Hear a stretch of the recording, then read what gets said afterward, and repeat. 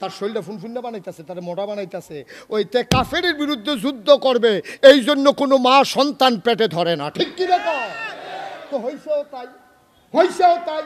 নাহলে শতকরা ৯২ জন লোক মুসলমানের দেশে, যেই দেশে ৫ই আগস্টের পরে মন্দিরগুলো আমরা জায়গায় জায়গায় পাহারা দিয়েছি, হিন্দুদের দুর্গাপূজা নির্বিঘ্ন করেছি, সেই হিন্দুদেরকে আমরা মায়ের পেটের সন্তানের মতো আদর করে রেখেছি, সেই হিন্দু সন্তানেরা আজকে আবার সাইফুল ইসলাম আলিফকে আজকে আদালত চত্বরে হত্যা করে আমাদের বিবেক মরে গেছে। ঠিক কিনা কও?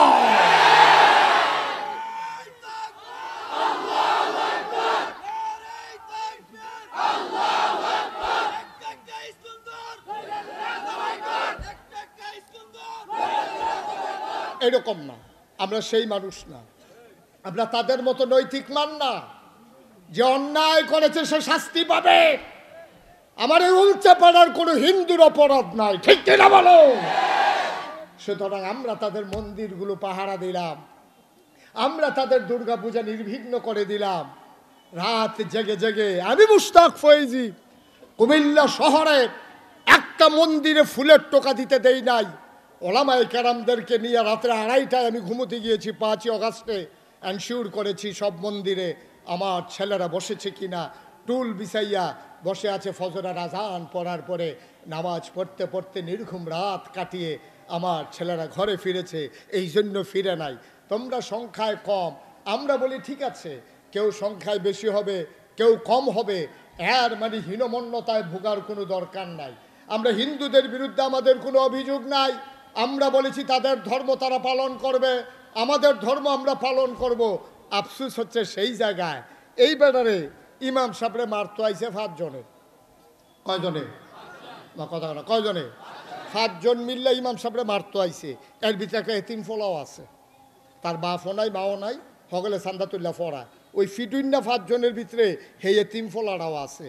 এতিম ফলারা আইছে ফিরতো, খেয়াল করেন কইলাম। এতিম ফলারা কি হুজুরের সাইটো আইছে না ফিরতো আইছে?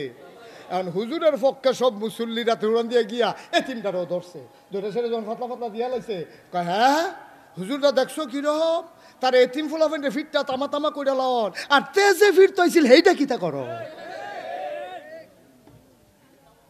কথা কাটা ঠিক কিনা কও? হেতে যে ফিরতে হইলো, হেতে যে কি করতেছেন আপনারা এখানে? হেতে যে ফিরতে হইলো হুজুর রে, হেইটার বেলা কথা নাই।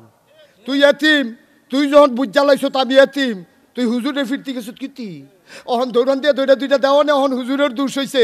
তুমি যেবলা ফিরতে গেছলা হেবলা দোষ আছিল না? হিন্দুর ব্যাপারে আমাদের আপত্তি নাই।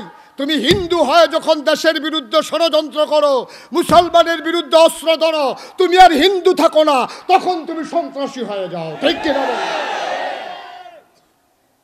ফিটা শুরু হইলে কইবা হিন্দু হিন্দু হিন্দু, আর যাবা ফিরতে যাবে হাবলা কইবা সিনা ফুলাই আঁকবা। এই দিন কি আর আসেনি বেড়া? কথা তো একটা মনে পড়ছে। এক বাইক মেহমান গেছে, হ্যাঁ বেড়া আবার 5 ওয়াক্ত নামাজি, হ্যাঁ বেড়া ফজরের নামাজ পড়িয়া গড় গিয়া দেখে ফলাবেন সব ঘুমা। বুড়া বেড়ার আর সহ্য হইছে না রে, আমার গড় খাইয়া তোর এমনি ঘুমাস। এই যে ভাই হোসেন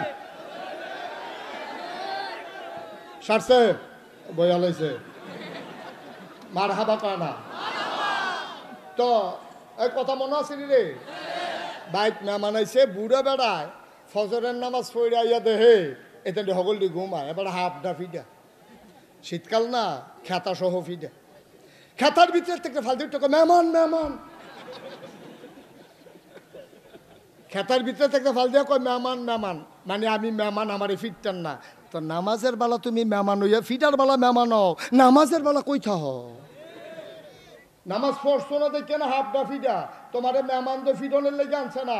ওখান যদি কেউ আইটা কয় তারা বাইক গেলে কেউ বেড়াইতো হুজুদি ফিডে, আসলে কি মেহমান ফিডে না বেনামাজি ফিডে?